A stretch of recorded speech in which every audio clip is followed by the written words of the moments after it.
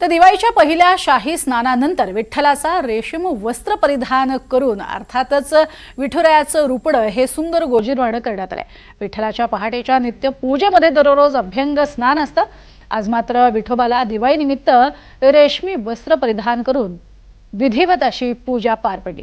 विठ्ठलाचं सगुण संपन्न असं रूप आणि भक्तांसाठी हे रूप अतिशय लोभस आणि गोंडस वाटत होतं। नरक चतुर्दशीच्या निमित्तानं विठ्ठलाच्या पहाटेच्या नित्य पूजेची ही खास दृश्य आहेत एनडीटीव्ही मराठीच्या प्रेक्षकांसाठी, जेणेयोगे तुम्ही अगदी पंढरपुरात जाऊ शकत नाही, मात्र ही थेट पूजा घर बसल्या पाहू शकता।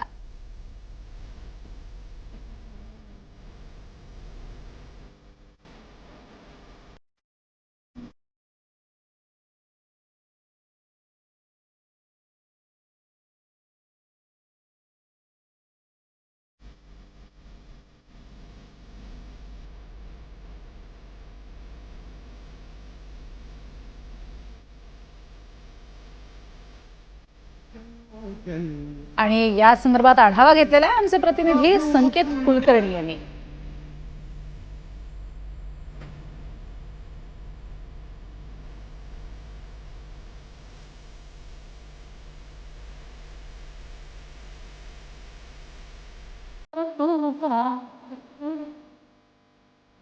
विठोबाचे राज्य आम्हा नित्य दिवाळी हे संतवचन कायमच म्हटलं जातं, कारण प्रत्येक विठ्ठल भक्त वारकऱ्यांसाठी विठ्ठल दर्शन म्हणजे दिवाळीचा सण आहे। आणि आज साक्षात दिवाळीच्या पहिल्या दिवशी मोठ्या संख्येनं पंढरपूरच्या विठ्ठल मंदिरात भक्तांनी दर्शनासाठी गर्दी केलेली पाहायला मिळते।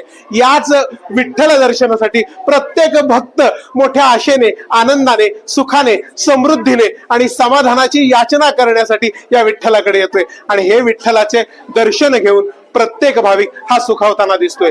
आज नरक चतुर्दशीच्या निमित्ताने विठ्ठलास पहाटे अभ्यंग स्नान घालण्यात आले, रेशमी वस्त्रे परिधान करण्यात आली। खरं तर विठ्ठलास दररोज अभ्यंग स्नान घातले जाते। येणाऱ्या दिवाळी पाडव्यानिमित्त देखील विठ्ठल मंदिर हे फुलांच्या पानांच्या सजावटीने झगमगटून निघणार आहे। मात्र आज या दिवाळीच्या पर्वणी निमित्त संपूर्ण मंदिरात प्रत्येक भाविकाला आस आहे ती विठ्ठल दर्शनाची, कारण विठ्ठल दर्शन म्हणजेच दिवाळीची अनुभूती ही वारकरी संप्रदायात समजली जाते। व्हिडिओ जर्नलिस्ट राजू मिसाळसह संकेत कुलकर्णी, एनडीटीव्ही मराठी, विठ्ठल मंदिर, पंढरपूर।